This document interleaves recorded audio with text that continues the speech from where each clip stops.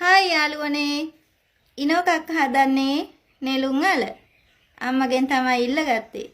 අම්මලා ඉතින් සිල් ගන්න ගියානේ. එයාලට එළවලු වැඩක් නැහනේ. දානේ හම්බ වෙනවනේ. ඉතින් මේ ඉනෝකක් ගැන කට්ටිය එක එක කතා කියනවනේ. ඇත්තටම මොනවද මං ගැන කියන කතාව? මගේ ලව් එක ගැනද? ඉනෝකක්ක බැන්දේ නැති වුණාට එක්කෙනෙකුට ආදරය කළානේ. ඉතින් කොහොමත් ඉනෝකක්කගේ කේන්දරේ තියෙන්නේ ජන්ම භූමිය සම්බන්ධ රටේ ප්‍රසිද්ධව පැතිරෙන නමක් කතාවක් ඉනෝකක්ක ගැන යනවයි කියලා. ඉනෝකක්කා හැමදේම විවෘතව කතා කරන නිසා සමහරු කියනවා ඉනෝකක්කව විහිළුවක් වෙලාලු තියෙන්නේ. ඉනෝකක්කගේ බොරු නැහැ. ඉනෝකක්කට පෞද්ගලිකත්වයක් නැහැ. ඉනෝකක්ක කියන්නේ ජාතික වස්තුවක්. ඉතින් ඉනෝකක්කගේ ආදරය ගැන කියපු නිසානේ ප්‍රසිද්ධියේ ඉනෝකක්කව සමහරුන්ට විහිළුවක් වෙලා තියෙන්නේ. ඉනෝකක්කා කහපාට ඇඳුම් ඇඳගත්ත කෙල්ලෙකුට ආදරය කළා. ඒ කෙල්ලා ගියතක් නැහැ.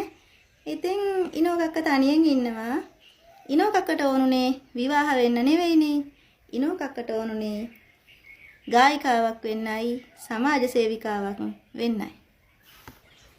දුක තද කරන් මහ මෙරතරම් මට ඉන්න බෑ ඔබ නැතිවනම් අපි හමුුණා තිඳ හිට යලිත් එක් වෙන්න බෑ කවදාකවත්.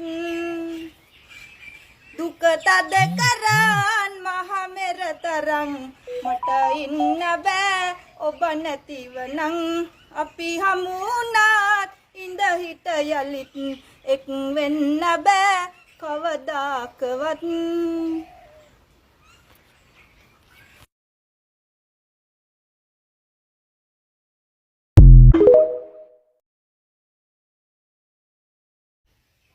මගේ ආදරේම අපරාධේ අපතේ ගියාද මේ කාලේ සිත පාරලා දමමගේ ඔබ ගියා සාරිතා.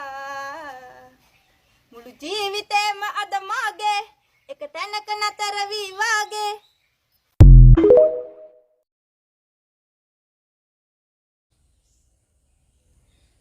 ඒ ගොඩත් මේ ගොඩත් ගම්යා කරන පාලම සාදා බලා සිටින්නේ ඔබ මා වෙත පිය නගන තුරා. ඔබ මා වෙත පිය නගන තුරා. ඔබ මා වෙත පිය නගන තුරා. ඔබ මා වෙත පිය නගන එන්න කැසල්මයි ගන්න 70යි 60යි 50යි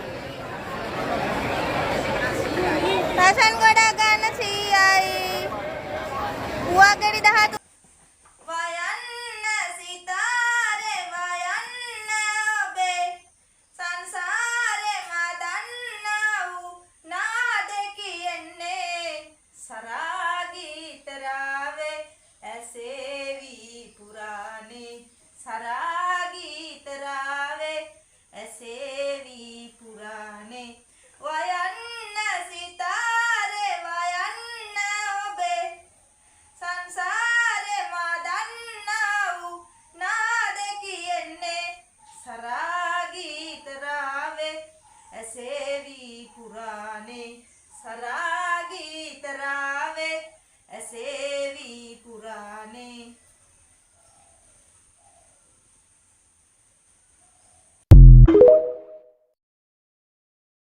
මගේ ආදරණීය ටික්ටොක් යාළුවෝ හැම දිනාටම ඉනෝකක්ක විකසිත දඹදිව වන්දනා ආයතනයෙන් දඹදිව වන්දනාවේ ගිහිල්ලා යාළුවනේ ඊයේ තමයි ලංකාවට ආවේ. මම ලංකාවට ආවේ ශ්‍රී ලංකා එයාලයින් ගුවන් යානයෙන්. ශ්‍රී ලංකා එයාලයින් ගුවන් යානයේ ගුවන් සේවිකාවෝ මටම කියලා විශේෂ සංග්‍රහයක් ලෑස්ති කරලා තිබුණා. ඉතින් මට කැවිලි ಜಾති දුන්නා, රෝස් දුන්නා, බිස්කට් දුන්නා.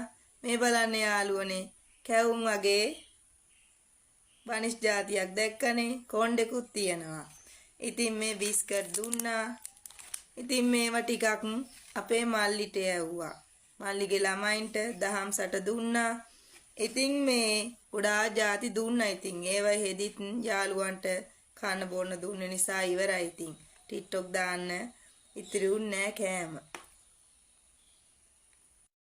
පිටිපස්සෙන් ඉඳලා තියෙන අපේ පිටිපස්සෙන් ඉඳලා තියෙන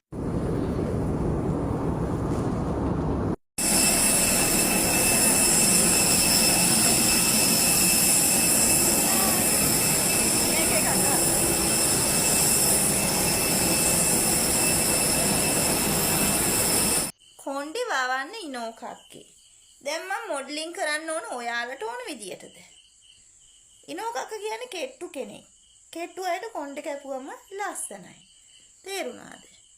මගේ මනාපෙට තමයි මම වැඩ කරන්නේ. ඉතින් පොලේදී මං බිස්නස් කරන මල්ලි කෙනෙක්ගෙන් සේසරයක් ගත්තා.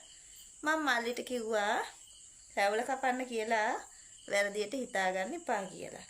වෙන තැනක් කපන්නේ සේසරිය අරන් යන්න කිව්වා. ඉතින් මේ ඒක නිසා මට කැමති තැන්වල කොණ්ඩේ කපන්න, කොණ්ඩේ ගන්න මට අයිතියක් තියෙනවා. මගේ මානව අයිතිවාසිකම් උල්ලංඝනය කරන්න එපා. තේරුණාද? ඒක මගේ සනීපේ. මගේ ආතල් එක, මගේ පහසුව.